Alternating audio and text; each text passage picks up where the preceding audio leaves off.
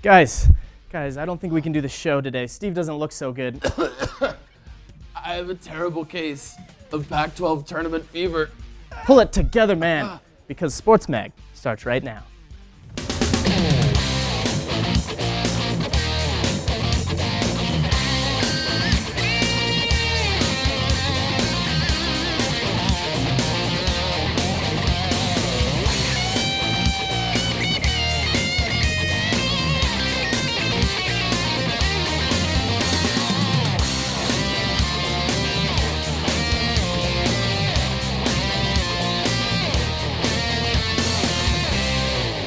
Welcome to another edition of CU Sports Mag.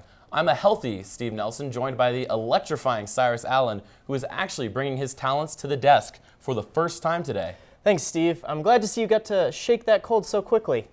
The men's Pac-12 basketball tournament is underway in Las Vegas and is stealing the headlines of the week. After finishing 10th in the Pac-12, the Buffs were matched against 7th-ranked Oregon State for the first round of the tourney. Here we see Askia Booker warming up, and as a senior, any game could be his last. Now we see the Gary Payton II warming up for a big men's game as well. First off, we see Josh Scott getting into the paint and getting his own rebound and putting it back in to cut the Oregon State lead to 4. And on the very next possession, Askia Booker drives baseline to find Trayshawn Fletcher, who drains the 3 to cut the deficit even further to a 1-point game. Now in the second half, Fletcher continues to play hard and gets an offensive rebound and then makes the jumper. Fletcher had a great game for the CU Buffs. Scott deflecting the shot from Jarmal Reed. Reed pushes forward for a dunk. But Xavier Talton feeding the ball to Booker way behind the paint. Shoots the easy deep 3. Number 0 had 3 3-point shots in the night. Back to Booker, he breaks away for an easy layup. Look at that display of athleticism as he drives to the hoop. Second half is waning down. Scott gets a long pass, slams it down for an easy 2. That pretty much sealed a victory for the Buffs, who were able to cling on for a 78-71 victory over the Beavers. Let's take a look at that box score. With the win in hand, Colorado ended Oregon State's season and went on to the next round, where they would face the second-seeded Oregon. CU's Askia Booker recorded 20 points and 1 rebound. 16 of those points came in the second half. For the Beavers, Malcolm DeVivier put up 17 points, 4 rebounds, and 3 assists. The win allowed the Buffs to continue their run and left many thinking the Buffs were a whole new team. Without a doubt, a great performance. But the Buffs couldn't ride the high for too long. They had to stay focused for the quarterfinal against the second-seeded Oregon Ducks. Chances were slim, but who knows? After all, the women's team pulled off some huge upsets the week before. Oregon's warming up, getting ready to take the court here. Josh Scott running some plays, shooting some baskets, getting in the zone. And his warm-up paid off. Look at this dunk, which came 24 seconds in. He wasted no time catching a quick pass from Booker, making it look easy. A couple quick passes, setting up a Dominique Collier long 3. The freshman actually started that game. Good work, Dom. Alley-oop to Trayshawn Fletcher. When I get home, I'm going to find my old copy of NBA Street. Deron Hopkins comes up for a slam, but only if you want to jam, of course. Big finish for the first half. Oregon came out in the second half to make 17 of their first 20 shots. For all you math whizzes out there, that's 85%. They would finish the half shooting 76. Still, the Buffs were able to get back into the game from this sequence alone. Xavier Talton is able to make a 3 that trims the lead to 6. And on the ensuing play, Talton works for it and gets the steal from Oregon. The ball ends up in Askia Booker's hands. Eventually, he gets into the paint, works his way through traffic, and eventually gets the lead down to 4. That would be as close as the Buffs get, though. And Pac-12 Coach of the Year Donna Altman will take his Ducks onto the next round, where they will face Utah. Oregon bested Colorado 93-85, ending the Buffs' tournament run. Josh Scott led the Buffs in points with 16, but that figure was blown out of the water by Pac-12 Player of the Year Joseph Young and his 30 points, 7 rebounds, and 4 assists. The loss was a tough pill to swallow for Buff fans everywhere, and even more difficult for Tad Boyle and Dominique Collier to come to terms with, because of one reoccurring thing throughout the season. We really felt like this was a winnable game coming into it. I think the way we played in the first half, we all know we were capable of winning this game, but we didn't get it done. we just wanted to come out with just a whole lot of energy, and that's what we did from the start. And then we talked about it the whole year, how we couldn't put together two halves. So we just have to learn to put together two halves, and we didn't do that. While the Buffs' run came to an end last night, 4 teams from the Conference of Champions remain. Arizona, UCLA, Utah, and Oregon will compete in the semifinals tonight to determine which 2 teams will play to become the leader of the pack. Now that Colorado has been eliminated from the Pac-12 tournament, we welcome back our very own Andrew Haubner, who has been in Las Vegas the past 2 days covering the team. Great to have you back, Andrew. Thanks, guys. Unfortunately, I couldn't stay longer to cover the Buffs. They gave a heck of a fight. 1, 2, 3, and 4 in the semifinals. It's a bit boring. So, Andrew, I'll be the first to ask. What was the atmosphere like at the MGM Grand Arena? I mean, it was great. All teams traveled well, especially number 1 seeded Arizona and 3 seed Utah, who filled the MGM Grand Garden Arena yesterday. Colorado fans were loud and proud in winning and losing, and stuck around as the Buffs fought hard at the end to try and pull off a miracle. The last few minutes were crazy as CU came back, but what was the best part of the tournament for you? To answer that, I'd have to break it up into days 1 and 2. The first day was filled with excitement and upsets. It seemed a little dreary at first. Cal blew out Washington State behind forward David Kravish and his 25 points and 8 rebounds, leading a lot of us in press row to think that it wouldn't be a very interesting day. But then it happened. Number 12 USC upset 5 seed Arizona State on the back of freshman guard Elijah Stewart and his 28 points and 6 3-pointers. That set the stage for another big upset, which of course was CU over Oregon State by a score of 78-71. Senior guard Askia Booker scored 16 while the team dropped 40 in the second half alone. Sure sounds like a great day. But what about Thursday? You mentioned it got a bit boring? It did. Arizona came out focused and on top. They absolutely dismantled Cal on a total team effort led by Stanley Johnson's 19 points and 7 rebounds. And then it just started from there. UCLA and Isaac Hamilton blew out USC, mainly due in part to the sophomore from California. 36 points on 13 for 17 shooting, 7 off the 2011 record set by Klay Thompson. And of course, we all know about CU. A horrible matchup for the Buffs led to their exit from the tourney, a 93-85 loss to Oregon. The Ducks led in a variety of ways, but the most glaring, 27 points off CU turnovers. By comparison, CU had 2. Following that game, Utah took apart Stanford, and it's 1 through 4 onto the semifinals. So who were your stars of each day? Well, that's easy for me. Day 1 was Kravish, Stewart, and our man Ski Booker for stepping up individually when each team needed it. Day 2 stars, Johnson, Hamilton, and Young, were more about how their contribution elevated their teammates and pushed their squads onto the semifinals of this tournament. Thank you, Andrew. You can catch those games tonight on ESPN and the Pac-12 networks. Well, it's about time to shift our attention to the big dance. Coincidentally, it's also time for this week's trivia question. Don't worry, we'll give you way more time than you would to get to answer a question on Trivia Quack. This week, we're asking, which team did Chauncey Billups and the Buffs upset in the first round of the NCAA tournament his sophomore year? We'll get you that information later on in the show, but in the meantime, tweet your guesses to @CUSportsMag. Coming up after the break, Megan Barquette will tell you all about what you need to know about the future of the Buffs football team.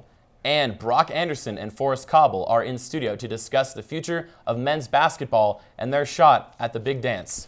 Don't go anywhere. Coming up on Double Team, find out what went right and what went wrong for the Buffs in their loss to Oregon last night. And we'll tell you what the Buffs can do to rebuild next season. The future is open for business, so step right in and create something inspiring. Be motivated, be compelled, be excited, be united, to think deeper and see farther. On the field, in the lab, above the earth, beside great minds. Create something that doesn't exist and question what does. You can, you will, lead, exceed at the University of Colorado.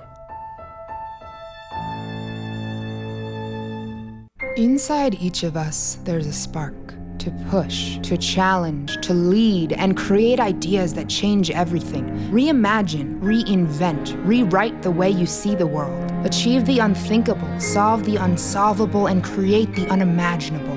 Down the court, in the lab, above the earth, beside great minds, you can, you will ignite, unleash, excel at the University of Colorado.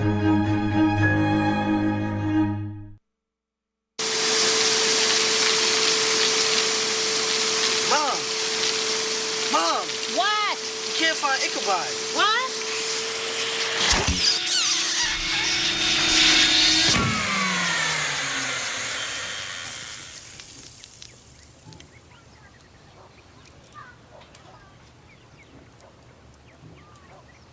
You don't have to be perfect to be a perfect parent.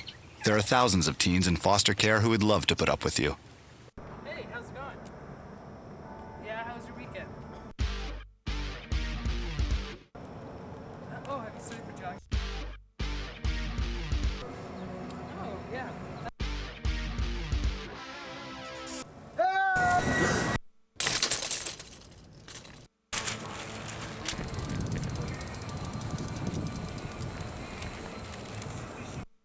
Pay attention.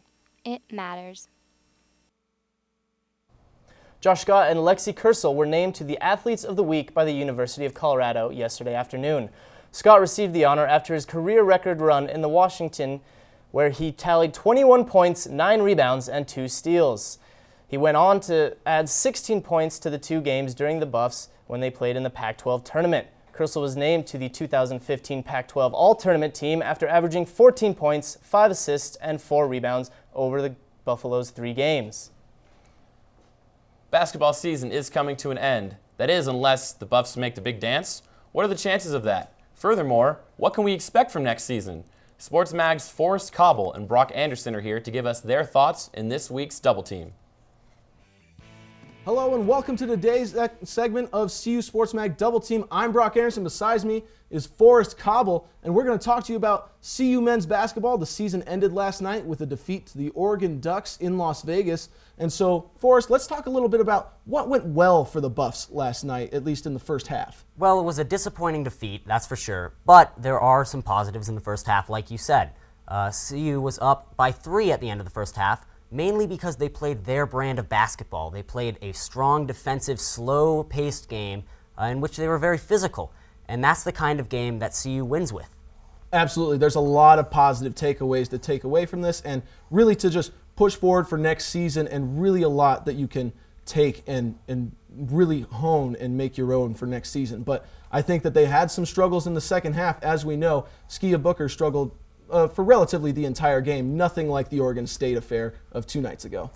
That's true, and in the Oregon State game, like you said, he really bounced back after a horrible first half into the second half and played well. And he started to do a little bit of a bounce back in the Oregon game, but not quite there. And if you look at the inconsistency of Skia Booker, his field goal percentage, and the volume of shots he's taken, that inconsistency is what completely kills the Buffs on offense. They cannot handle such an inefficient and inconsistent, unreliable player. I look at him a lot like Russ Smith, former Louisville Cardinal, that was a really high volume shooter, fantastic when he's on point, but when he's off point, I mean, he's a detriment. He's more of a hindrance than a help. I totally understand you. But that doesn't change that he is probably one of the better Buffs to ever play the game of basketball throughout the school's history. But moving on to next season, who are a couple players that you think are key for next season? Well, with Skia Booker leaving the Buffs next year, obviously he's a senior this year, really they're going to have to focus their offense through Josh Scott and Wesley Gordon. They really have to improve that half-court offense, improve to a more traditional style of offense, and utilize their big men. If you look at the rebound numbers here, the field goal percentage, a very efficient field goal percentage, and the blocks. That's great defense. That's physical defense. The Buffs have to utilize their big men and a traditional game to play very reliable, consistent basketball. Yes, I totally agree with you. The traditional game of get it down into the low post, let them grind it out is something that I think the Buffs have needed for a couple seasons now. I think that the Buffs have gotten away from that with some flashy guards, starting with all the way back with Alec Burks, Corey Higgins, Spencer Dinwiddie. Andre Roberson, not necessarily a guard. He's playing guard in the NBA, but they still didn't really have that traditional style of offense. But hopefully we can get a couple recruits, that are guards as compared to forwards. But we just signed this kid from Bosnia because we've had a little trouble with that. That's right. And out of the top 100 recruits, we tried to give 6 scholarships, and all six of them went to other Pac-12 schools. And that is the kind of, that's bad recruiting. That is the kind of recruiting that is not going to promote a successful program. You're absolutely right. The whole point is that the team not winning has been a little bit of a problem in terms of recruiting players. Right. But getting them ready for next season is what's important. And hopefully Tad Boyle has got his game plan together heading into next season. That's all the time that we have today for Double Team. I'm Brock Anderson. Again, beside me is Forrest Cobble. Back to you guys at the desk. Thanks, guys. Selection Sunday is March 15th at 6 p.m. on CBS. Everybody keep your fingers crossed for our Buffaloes. While the men's basketball team made us all question what to expect on the hardwood next year, the football team is attempting to make its way into the forefront of Buff fans' minds. And there are some questions that remain unanswered.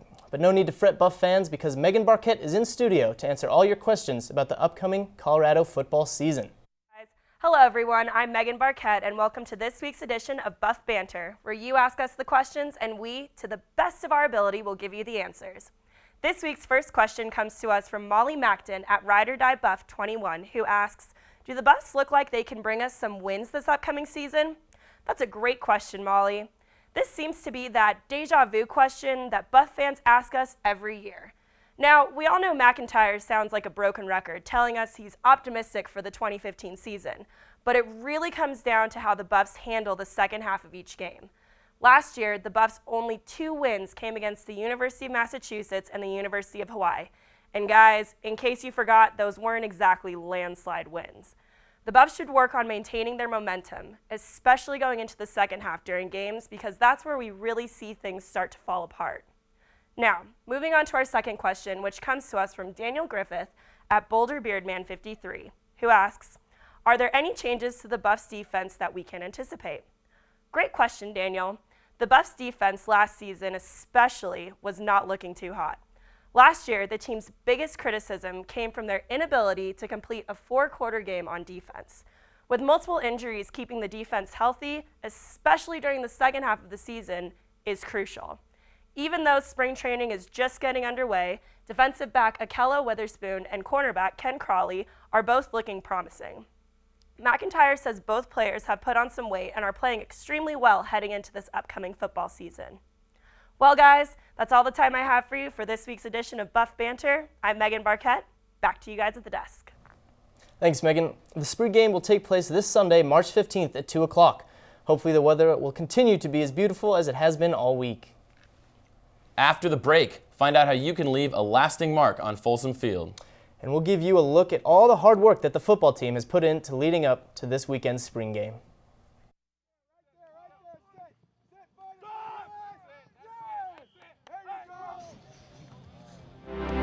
CU students who join the Peace Corps are usually very adventurous people, very outdoorsy.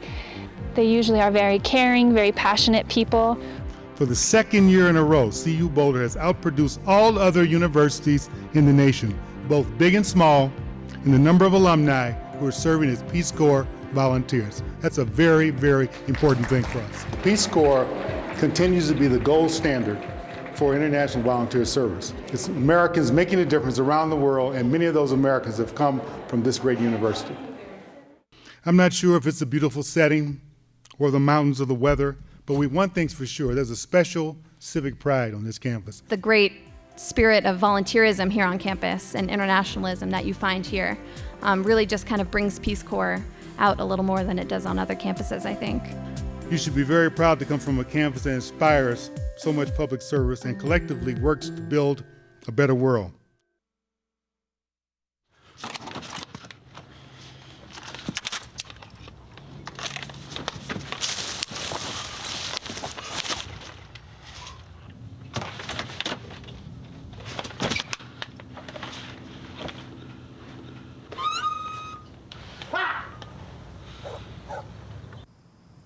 The smallest moments can have the biggest impact on a child's life.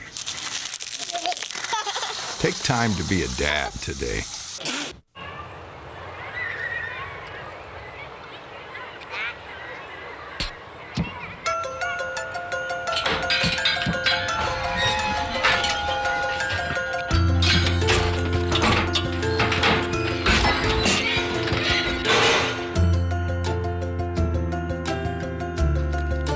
Good nutrition can lead to great things. Find out how a healthy lifestyle can help your child succeed. With the official end of the Colorado basketball season, Buff fans are once again switching their focus back to the football team. Head coach Mike McIntyre and his squad's focus for the moment is solely on improvement from last season. Both the offense and defense are looking to give Buff fans a great spring game, and more importantly, a winning 2015 season. A good scrimmage. It was a lot of good stuff and a lot of bad stuff we got to correct, but we worked so hard, and we got the summer and then fall camp, and we're going to give y'all a good season. You know, I feel like everybody's getting better and progressing every day, and that's what we need. That's what we need. We need to win football games this next year. So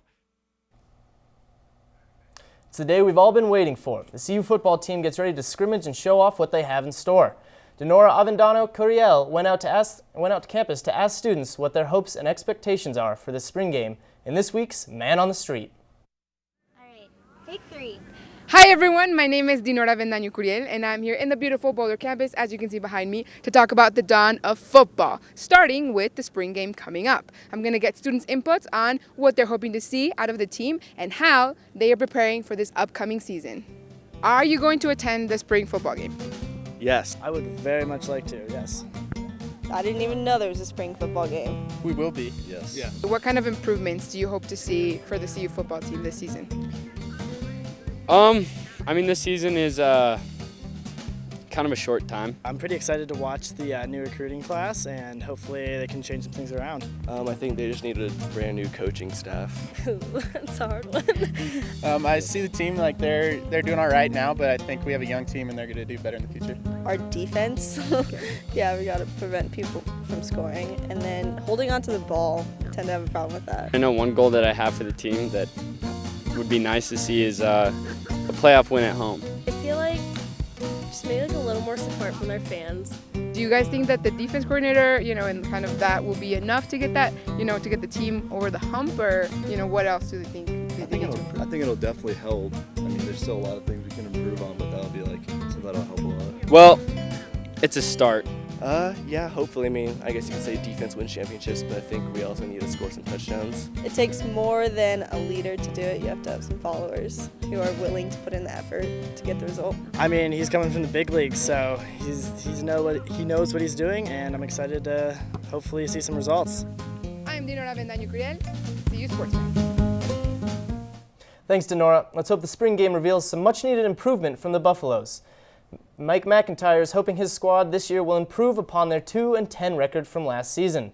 Be sure to come out to sign the ceremonial beam that will be included in this new renovation. Your name will be forever on the heart of Folsom Field. And after the break, I'll get you that trivia question that you've been scratching your head over. Don't go anywhere. And fasten your seatbelts, because the fastest segment in the Rockies is coming your way. Don't go anywhere, because Rapid Fire is coming up next. So lost. No, I am not, man. Dude, I dropped my phone. Yo, the road! Whoa! Okay. How would you like to save your life from an ugly or reckless driving death? Don't answer yet. There's more. Act now by slowing down, and we'll guarantee you complete satisfaction. That's awesome! In the real world, there is no spokesperson to prevent reckless driving. There's only you. Speak up. Whoa, Andy, slow down. Nice. Hey, guys. Ooh, I've been looking for that. Has Legal seen this? Yeah. Cheryl, what happened to your, Oh, yeah, I know. If it gets any worse, I'll have it checked out. Worse? How could it get worse? Yeah, maybe we should call somebody? I'm fine. You wouldn't ignore this, so why ignore the signs of a stroke? At the first warning signs, call 911 immediately, because time lost is brain lost. This house was almost saved from a fire that was almost put out by neighbors who almost volunteered. As generous a nation as we are, sometimes instead of giving, we almost give. But almost giving is the same as not giving at all.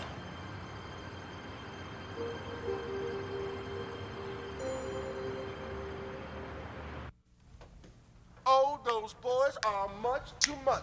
Those boys are much too much. We got the spirit. We're hot. We can't be stopped. We got the spirit. We're hot. We can't be stopped. We're gonna beat them and bust them. Beat them. The smallest moments can have the biggest impact on a child's life. Let's get a little bit rowdy. R-O-W-D-Y. Take time to be a dad One more today. time. Oh, those boys are much too much. Those boys. Wondering what's in store for the Buffs last week now that the Pac-12 tournament is no longer in the picture?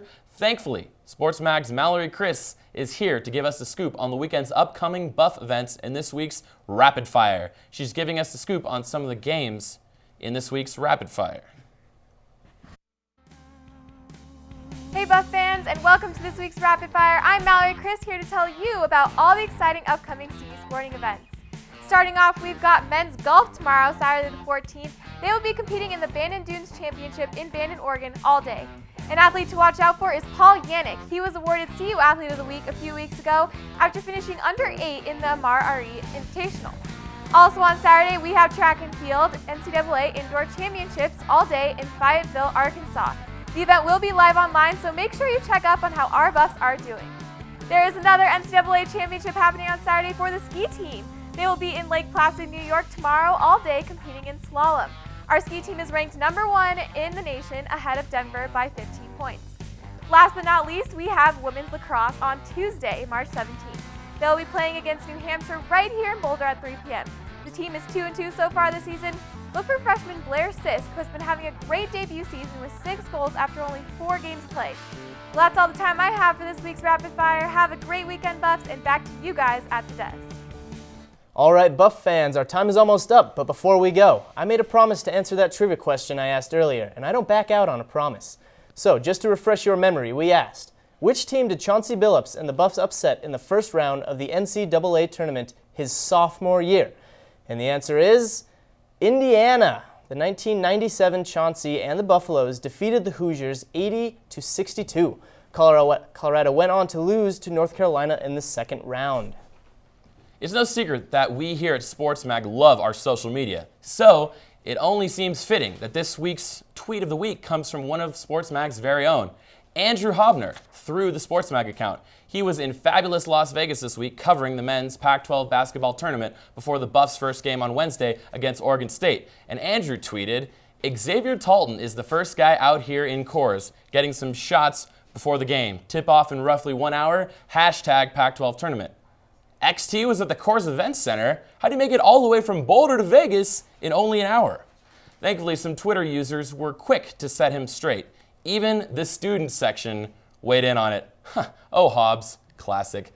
Thankfully, his other thousands of tweets from the tournament were more factually correct. And unfortunately, that's all the time we have for today. I'm Steve Nelson with Cyrus Allen. Be safe out there, Buffs. And don't forget to follow us on Twitter at CU SportsMag and add us on Facebook. Have a great day and St. Patrick's weekend, Buffs fans. Have fun, be safe, and go Buffs.